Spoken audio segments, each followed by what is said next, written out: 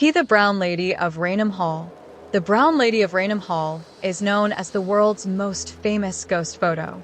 The two photographers saw the misty figure descending the staircase and managed to capture this amazing photograph. The full report appeared in Country Life magazine. The Brown Lady got her name from the brown brocade dress that the ghost has often been seen wearing while wandering the halls and staircase of Raynham Hall. She is believed to be the ghost of Lady Dorothy Walpole, who lived at Raynham Hall. Her husband learned that she had an affair with another man, so he kept locked in her apartments until she died of smallpox in 1726 at the age of 40.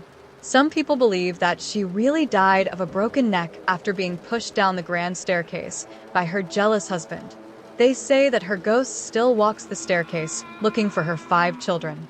One night in 1849, 2 men were on their way upstairs to sleep when they were amazed to see a ghostly woman in old-fashioned clothing drifting down the staircase.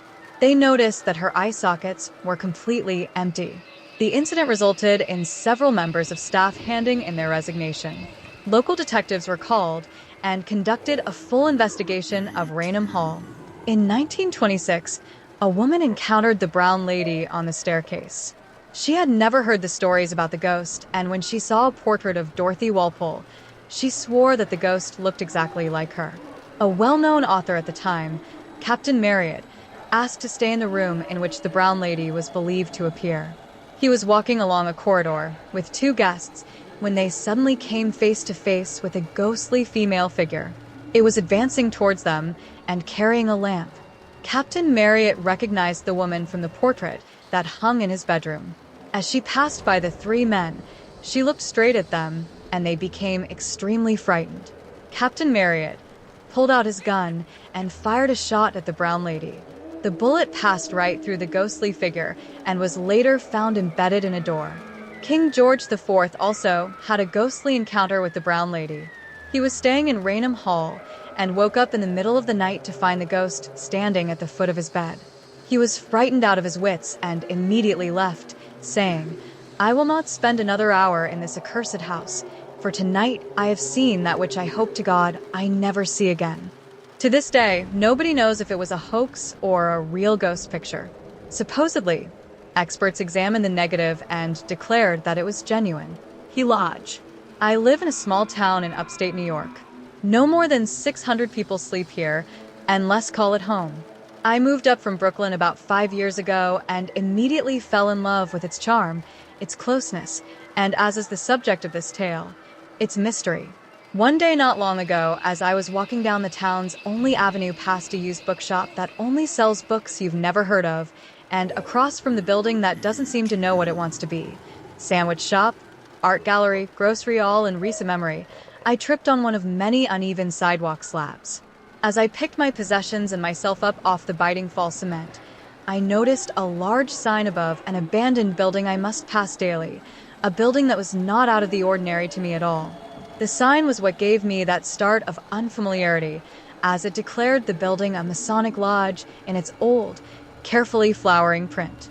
It was the first time I had seen the sign on this building in my then 4 years of inhabitance. It's probably just an old sign someone found and hung up there, I thought to myself. But even as that thought resounded around my head, I could tell that it wasn't quite right. No, there was another motive behind the appearance of that sign, and now I was determined to find it. I went about asking locals, those who had lived there longer than my years, that is, if they had ever seen the sign before, who owned the building, had they ever seen anyone go into it, that sort of thing. To my surprise, not one of the questioned had noticed the sign, and when I pointed it out to them, they were visibly startled at its unannounced appearance. You see, in this town, no one does anything without someone else hearing about it. Something as large as a building-wide sign going up would have been remembered by at least one person, but no one could recall it.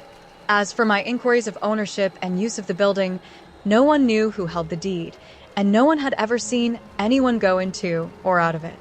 I decided that I would have to investigate myself. Obviously, the best way of doing this would be to break into the building at night, armed with only a flashlight and a tape recorder, to document my findings.